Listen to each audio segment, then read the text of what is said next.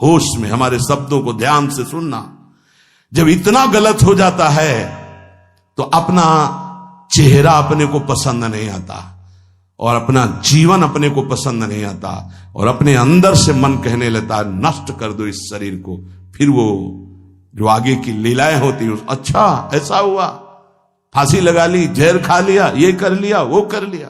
यदि तुम परमार्थ के पथिक हो, ये तीन बातें नहीं है तो तुम्हारा पतन हो चुका है। हमारा मन भजन में ले, होटलों में खाओगे, भजन में मन लगेगा, अशुद्ध आहार करोगे, मनमानी व्यभिचार प्रवृत्तियों का दर्शन, संभाषण और क्रिया करोगे और तुम्हारा मन सच्चिदानंद प्रभु में लग जाएगा। तमाशा समझा है, तमाशा समझ लिया अध्यात्म में मन को लगाना।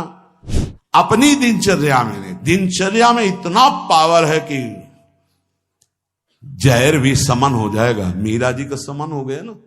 अगर नियम है 1:45 बजे उठने का, स्नान का, तो 1:45 बजे ही उठना चाहिए, 2 नहीं बजना चाहिए। अपने पास सामर्थ्य होने पर नीचापमानम सुधा, वो नीच है, हम उस पर शासन कर सकते हैं, पर उसके द्वारा किए हुए अपमान को सह गए और अंदर से मनाया भगवान तुम्हें सुखी रखे, स्वस्थ रहो। जिसका इंद्रिय मनोनिग्रह युक्त समय व्यतीत होता है भगवत चिंतन में, वो महापुरुष है, अभी वर्तमान में ही है। चिंता मत करो, स्थिति जागृत होने में देर नहीं। सच्ची तुममें बहुत सामर्थ्य है, जागो। अगर झुक गए तो रौंद दिए जाओगे। ये 8 बातें भगवत भक्त अपने जीवन में जांच ले कि है कि नहीं है, अगर ना हो तो धारण कर ले। पहला है, संत महापुरुष आपके जीवन में है कि नहीं, ये जांच करनी। देखा है हमने, अगर किसी संत को आदर्श मानकर आप नहीं चल रहे हो तो दिमाग को खसकते हुए देखा, खसक गया है दिमाग। वो मनमानी आचरण केवल सिद्ध बनने के लिए कर रहे हैं। उनके आचरण ऐसे कि भोले भाले लोग ये समझे कि ये तो सिद्ध है। और जानते हो सिद्ध किसे कहते हैं? ब्रह्म भूता प्रसन्नात्मा न सोचति न कांक्षति समः सर्वेषु भूतेषु मद भक्तिम लभते पराम निर्माण मोहाजित संग दोषा अध्यात्म नित्या विनिवृत्त कामा द्वंद्व विमुक्ता सुख दुख संगई गच्छन्त मूढ़ा। ये स्थिति आनी चाहिए। पूरा कोरा जैसे नाटक मंच पर नाटक किया जाता है ना, पूरा दिखाई देता है, पूरा नाटक। क्यों? क्योंकि कोई डांटने वाला नहीं है, कोई आदर्श नहीं है महापुरुष जीवन में। जो मन आवे सो बोलो, जो मन आवे सो नाटक करो, तो 100 200 500 लोग भोले भाले जिनको ककाहरा नहीं आता परमार्थ का, वो कह देते मेरे भगवान, मेरे सिद्ध योगी, मेरे महापुरुष मिटिया मेट कर देते हैं। बात तो तब समझ में आवे जब रसिक जन पास करे, गुरुजन पास कर दे। अपने मन से कुछ नहीं होता, जिसे महापुरुष पास कर दे वही होता है। संत महापुरुष कहे ठीक चल रहे हो, ठीक है, या वो मौन स्वीकृति दे दे, ठीक है। अपने मन से सिद्ध बनने पर सिद्ध थोड़ी कोई हो जाता है। जीवन में तुम्हारे संत हैं कि नहीं, बस इतनी बात देखो। अब एक भगत जी आए थे, अपने लोग तो सबका आदर ही करते हैं। उनका दिव्य रूप से हनुमान जी हमारे सामने प्रकट हुए थे। सच्ची बात कह रहे हैं, जिस समय दिव्य रूप हनुमान जी ने धारण किया तो हनुमान जी महाराज के ही भाई पवन पुत्र भीम कंपायमान थे। भीम जैसे हनुमान जी वैसे भीम, बड़े बड़े पर्वतों को अपनी टक्कर से चूर करने की सामर्थ्य रखने वाले। अभी पैदा ही हुए थे भीम और गोद में लिए हुए माता कुंती चल रही थी। अचानक सिंह निकला, दहाड़ हुई तो गिर गए भीम। तो जो जिस चट्टान पे गिरे चकना चूर हो गई चट्टान, और उस आवाज से भयभीत होकर भाग पड़ा सिंह। अभी गोद में बच्चा थे।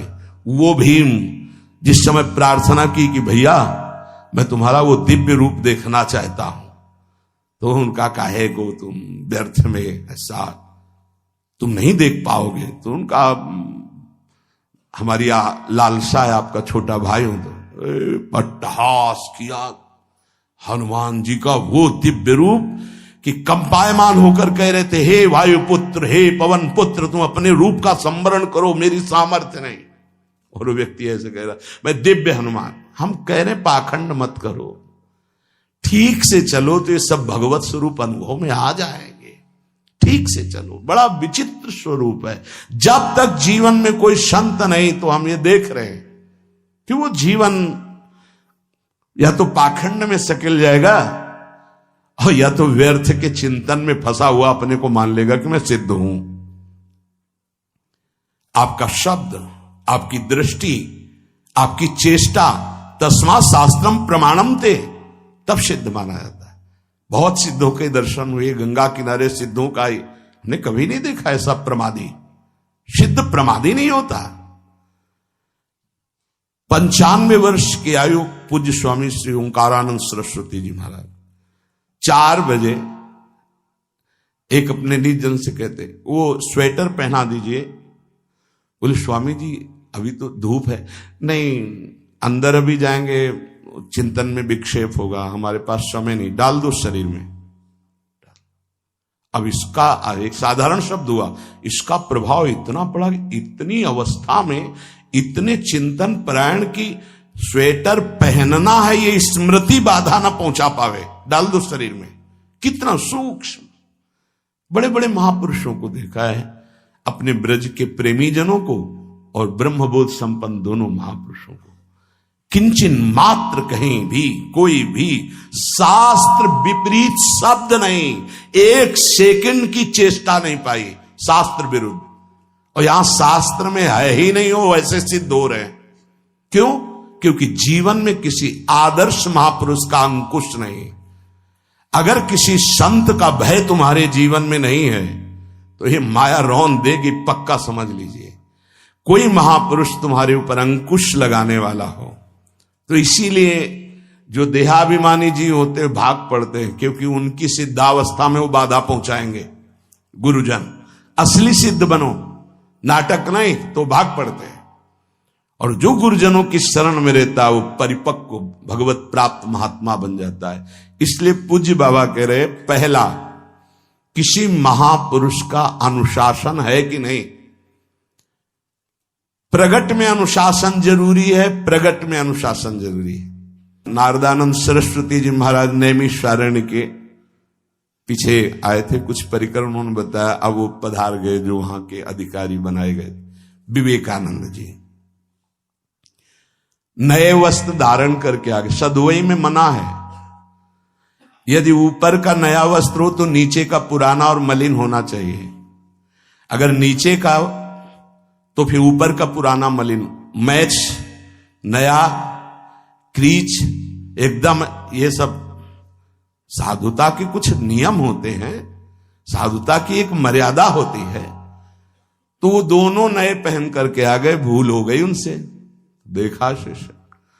और नैष्ठिक ब्रह्मचर्य में सफेद कपड़े पहनाए जाते, तो और वो खिले हुए ऐसे बांधे, ऐसे सब उनकी दृष्टि गई। लाख लाख जहां बैठकर सत्संग सुनते हैं स्वामी श्री नारदानंद सरस्वती जी, बड़े ही महापुरुष थे, अपार भीड़। और सत्संग के बाद 1 घंटा सबको एकांत चिंतन करो। क्या वहां ब्रह्म ज्ञान का सत्संग होता था। प्रातःकालीन बेला पे जैसे अपने यहां सत्संग होता है, वहां थोड़ा विलंब होता था, 5:30 बजे।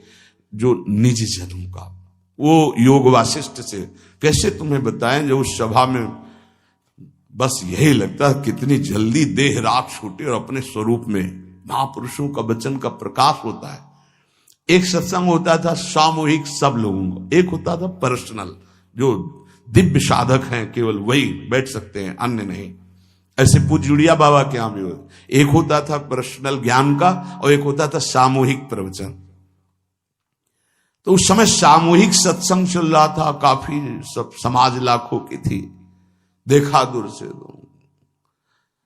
एक शिष्य से कहा गौशाला में जाओ, गोबर को गीला कर दो। उनसे कहा विवेकानंद गोबर की छवियां भर करके यहां खड़े हो सत्संग के पास, अब वहां नच हो नहीं सकता। और गीला गोबर तो जो 2 घंटा सत्संग हुआ पूरा टप टप ऐसे कपड़ों में पूरी हालत बिगड़ गई। क्या था ये? संत शासन। अब दोबारा वो गलती नहीं होगी, समझाने की जरूरत नहीं, अब समझ गए कि हमसे गलती क्या हुई। संत शासन नहीं है तो ये मन बहुत विचित्र है, बहुत विचित्र है। इसीलिए पहला जो भी परमार्थ का पति को, चाहे ज्ञान मार्ग का, योग मार्ग का, किसी योग मार्ग की लौकिक ऊंचाई पर पहुंचे हुए कि गुरुदेव आए और उन्होंने कहा कि किसी कारण से शिष्य बढ़ जाए और अपने गुरुदेव की अवहेलना करे तो उसकी गति क्या होगी? उनका दुर्गति।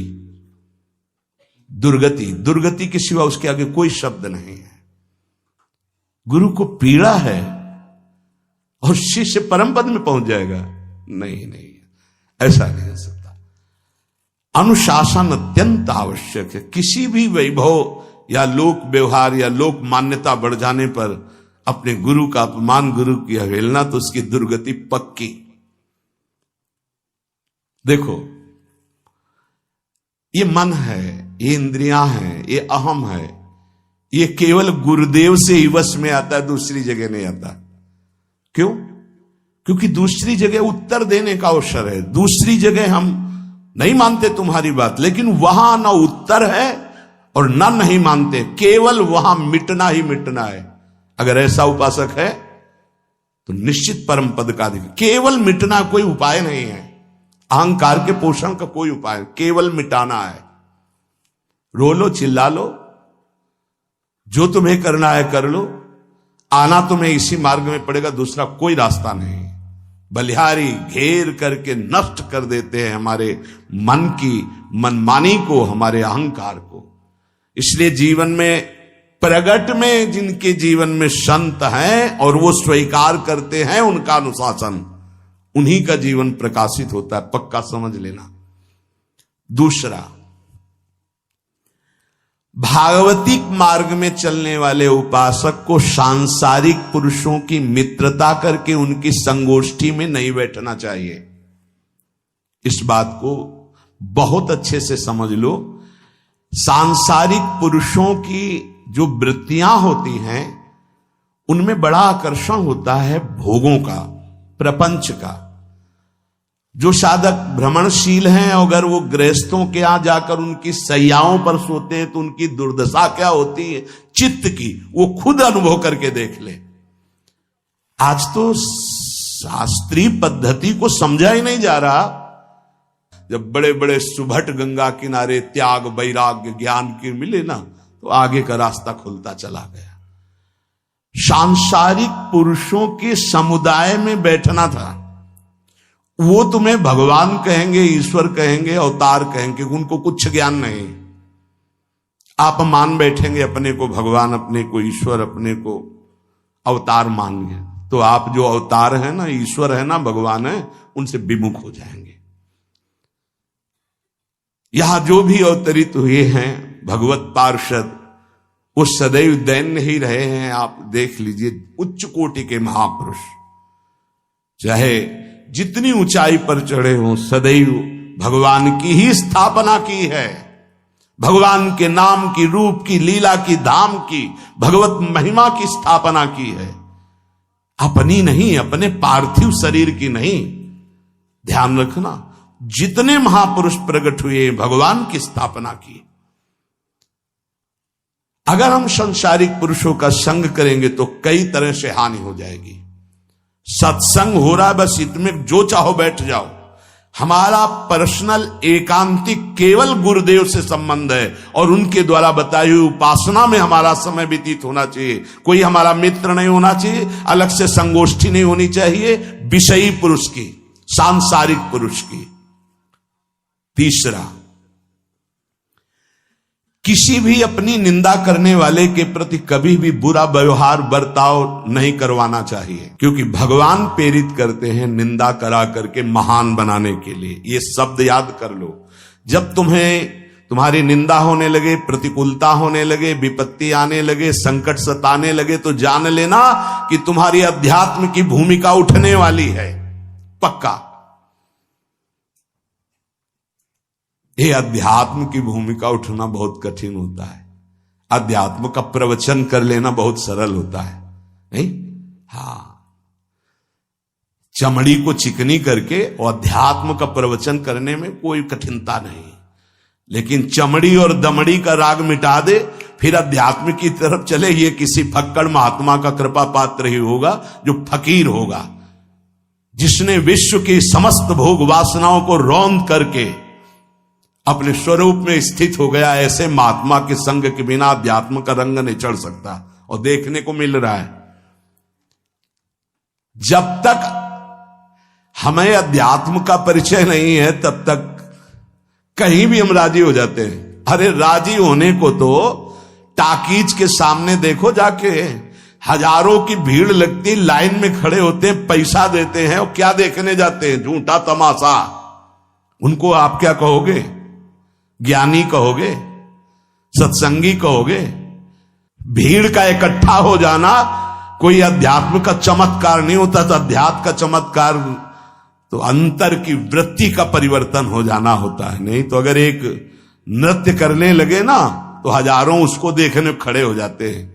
फिर 14 संगीत बज रहे हैं, फिर इसके बाद अगर हजारों ये बैठे मनोरंजन कर रहे हैं तो इनका कोई महत्व तो नहीं। अगर एक महात्मा कह देता है कि तुम वास्तविक भगवत मार्ग के पथिक हो तो धन्य हो गया जीवन, और 1 करोड़ लोग कह दें कि परमार्थ का पथिक है तो मान्यता नहीं मानी जाएगी।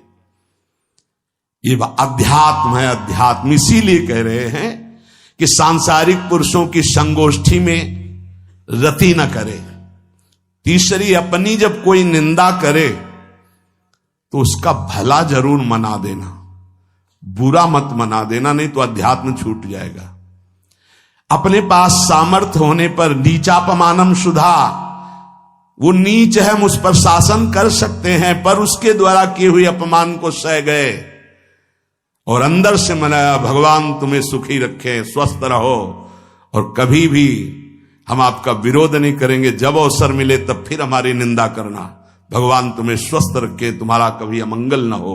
ध्यान रखना अध्यात्म।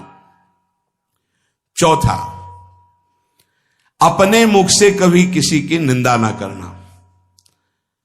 निंदा व्यक्तिगत नाम लेकर के की जाती है, सिद्धांत सार्वभौम वर्णन होता है। जैसे हम कह रहे हैं, वो निंदा सिद्धांत के विपरीत आचरण में जो चलते हैं उनकी है।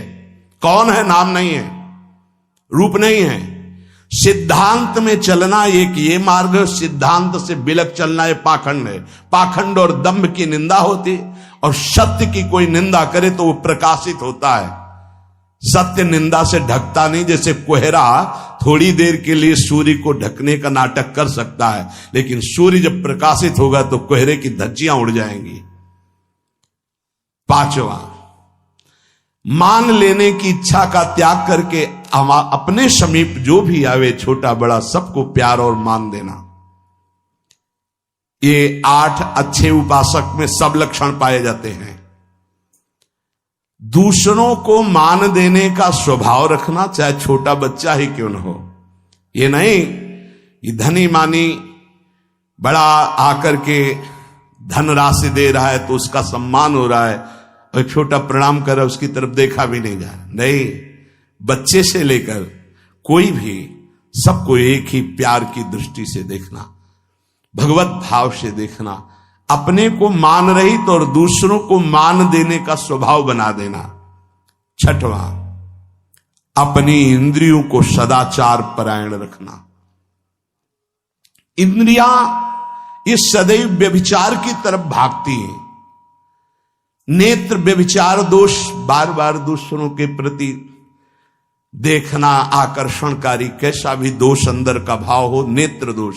दूसरों की बातें सुनना, श्रवणेन्द्रिय दोष। वाणी से दूसरों की चर्चा करना, वाणी, ऐसे हर इंद्रिय अपने व्यभिचार में जाना चाहती है। सदाचार परायण उपासक होता है। कल की बात है, कल चिंतन हो रहा था श्रीमद् भगवत गीता जी का। अगर उपासक में सदाचार इंद्रियों की पवित्रता नहीं है तो ढकोसला किसी व कुछ नहीं रहेगा। ये अच्छे से समझ लो। इंद्रियों का विलास चल खुला दिखाई देता है, खुला एक दृष्टि होती है उसमें दिखाई देता है। अंतर में ब्रह्म बैठा हुआ शांत मौन है और ये समझ नहीं पा रहा, केवल नाटक पे लगा हुआ है। अपना मन, अपनी इंद्रियां यदि संयम में नहीं है, सदाचार में नहीं है, तो ढकोसला ही है, आडंबर ही है, नाटक ही है, पक्का समझ लीजिए। अगर वो संयमी नहीं है, जितेंद्रीय नहीं है, मनोनिग्रही नहीं, तो अध्यात्म क्या है? क्या प्रवचन हो रहा है? किस बात का प्रवचन हो रहा है? जो अनुभव हुआ उसका हो रहा है, शास्त्र सम्मत हो रहा है। जितेंद्रियता नहीं, इंद्रिय निग्रह नहीं, मनोनिग्रह नहीं। छठवां, सदाचार परायण, अर्थात इंद्रिय और मन शास्त्राज्ञा के अनुसार चले। जिसका इंद्रिय मनोनिग्रह युक्त समय व्यतीत होता है भगवत चिंतन में, वो महापुरुष है। अभी वर्तमान में ही है, चिंता मत करो, स्थिति जागृत होने में देर नहीं। बंद रखो अपनी खिड़कियों को, कहीं माया की हवा ना घुस जाए। सच्ची सच्ची तुममें बहुत सामर्थ्य है, जागो। अगर झुक गए तो रौंद दिए जाओगे। एक एक बात अच्छे से समझ लो। मुस्कुरा के, प्रेम व्यवहार दिखा के, अपनापन करके फिर तुमको अधीन किया जाएगा। माया भगवती बहुत बलवती है। ऐसे करके फिर ऐसे प्रहार करती है, क्योंकि साधक बहुत प्रवीण है। ऐसे में अपने को बचा लेगा, लेकिन ऐसे में बचाना बहुत कठिन होता है। हमारी बात को समझ लेना, ऐसे में बचाना बहुत कठिन होता है, बहुत कठिन होता है। समर्पण का मिश, सेवा का मिश, अपनापन का मिश। हमारी इंद्री, हमारा मन बहुत धोखेबाज है, हमें कोई धोखा नहीं दे सकता। ये हमारा मन, हमारी इंद्रियां हमको धोखा देती है। साधु, साधक, परमार्थ पथिक, भक्त इस बात से परम सावधान। सदाचार और सरलता, संयम के साथ हमारा समय व्यतीत होना चाहिए। किसी के गवाही की जरूरत नहीं है, किसी के प्रमाण की जरूरत नहीं। आप खुद अपने हृदय की भूमिका को नाप लीजिएगा।